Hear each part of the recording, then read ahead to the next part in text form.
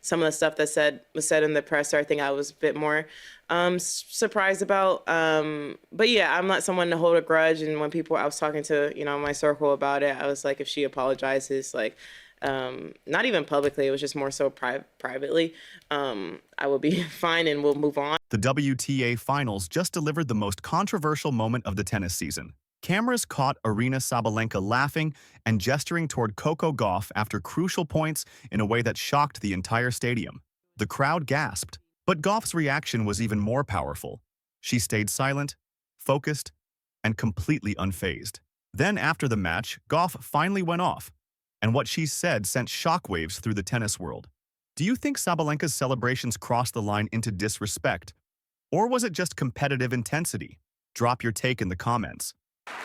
Yeah, honestly, guys, this one hurts so much, especially after such a tough 2 weeks playing great tennis and in these terrible conditions, show such terrible tennis in the final. That's really hurt, but it's okay. Anyway, Coco, congrats in these tough conditions you were. This wasn't just another tennis match. What unfolded between Coco Gauff and Aryna Sabalenka at the WTA Finals left fans speechless and furious. The tension had been building since their US Open showdown where Gauff emerged victorious, exposing cracks in Sabalenka's composure. Ever since that defeat, Sabalenka had been waiting for revenge. You could see it in her eyes from the moment she stepped on court. This was personal. For Gauff, the match represented something different.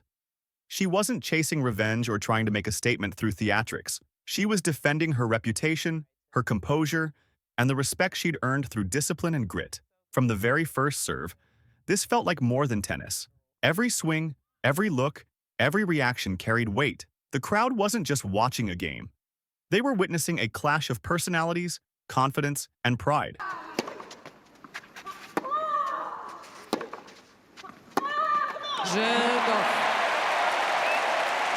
From the opening set, it became crystal clear that Sabalenka wasn't just playing to win.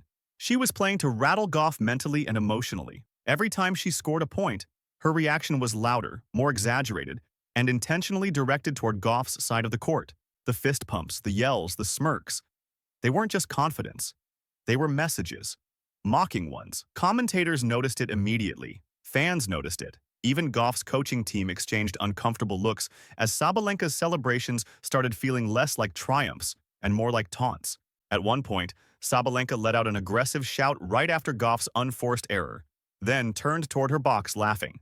As if victory wasn't enough, humiliation had to be part of the package.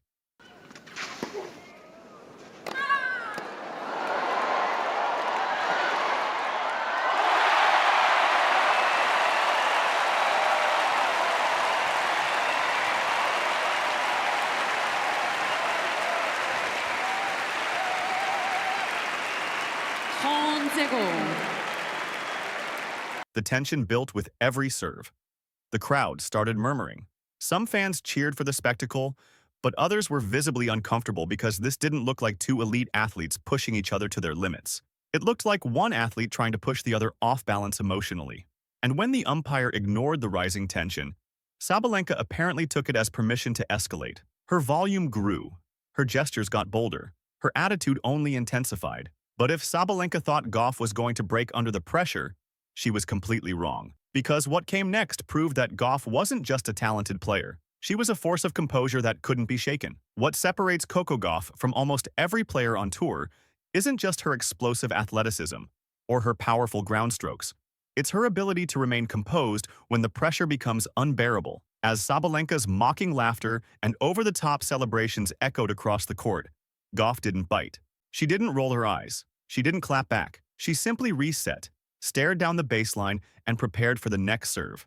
Hi, Coco. Hi. Wanted to ask you about yesterday with Aryna and sort of what that dynamic was like after all the hubbub over the post-match stuff in Paris. Yeah. And whether you sort of looked at the whole situation after Paris and what she said with some level of empathy because you've been in the position of being the player losing the big match. Mm-hmm. And what that maybe difficulty can be for a player speaking about what just happened, addressing the opponent and all of that after a loss like that? Yeah, I mean, obviously some people were critiquing what she said in the speech. I didn't really care about any of that because I know how it feels, and I understood what she was trying to say. It was a terrible condition day. I don't think I was playing well either, so I understood where she was coming from with that, obviously. That calm, almost unshakable presence wasn't weakness. It was control. It was maturity beyond her years. It was the kind of mental strength that separates good players from great ones. For most players, that kind of in-your-face behavior from an opponent would have sparked a reaction, anger, frustration, maybe even a verbal exchange. But Gauff turned it into pure focus. She played with quiet fury. Her footwork sharpened. Her serves grew crisper. Her eyes locked in with laser-like determination. Every time Sabalenka tried to get in her head, Gauff answered with clean, fearless shot-making. It was like watching fire meet ice, one fueled by chaos and emotion, the other by composure and discipline. Then came the post-match moment that had everyone talking. When reporters brought up Sabalenka's antics during the press conference, Gauff didn't flinch. She didn't raise her voice. She simply said, "I'm not here to play mind games. I'm here to play tennis." No sarcasm, no bitterness, just pure, unshakable confidence. That line hit harder than any comeback on the court. Within minutes, it was trending across every social media platform. Fans called it the most mature response they'd ever heard from an athlete. Tennis commentators praised her class and professionalism. Former players voiced their support, and fans flooded timelines with one consistent message: Coco doesn't need to mock anyone. She lets her game speak for her. But behind the scenes, tensions were still brewing. Cameras caught subtle glances and body language that suggested this wasn't over, not by a long shot. What unfolded backstage would turn this quiet rivalry into one of the most talked-about storylines in women's tennis. After the match ended and the final handshake concluded, the tension didn't stop. It only shifted behind the curtain. Cameras caught glimpses of the two players passing each other in the hallway.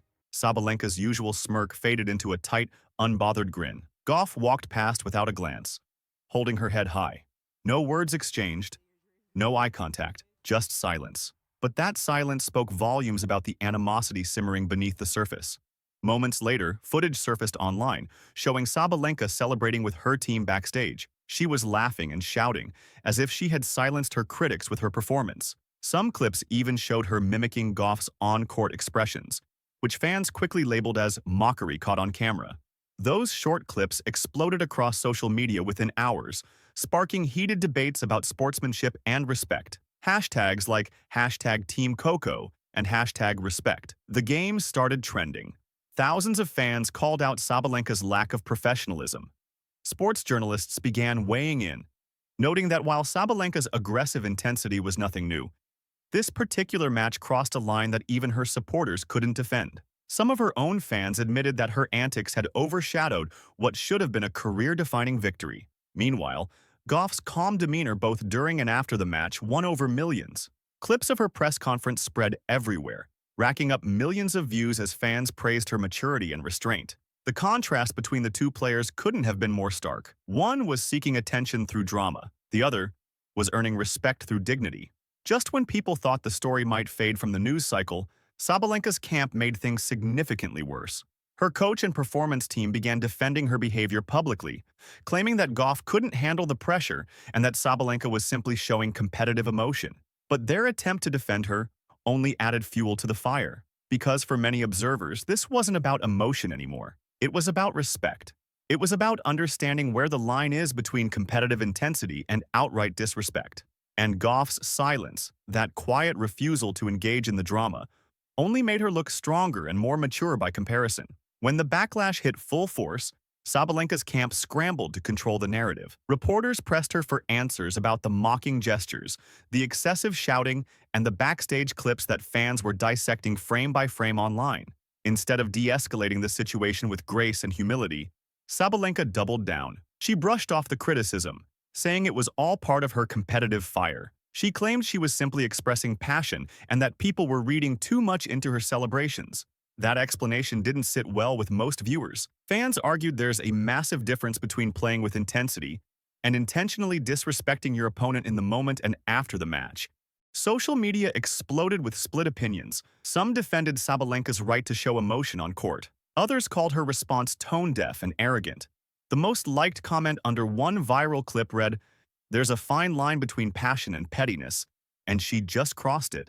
Her coach didn't help matters. In a post-match interview, he claimed Sabalenka's behavior was misunderstood and even suggested that Gauff had overreacted to normal competitive energy. That statement set off another wave of outrage. Former professional players jumped into the conversation, saying that professionalism matters just as much as skill at the elite level.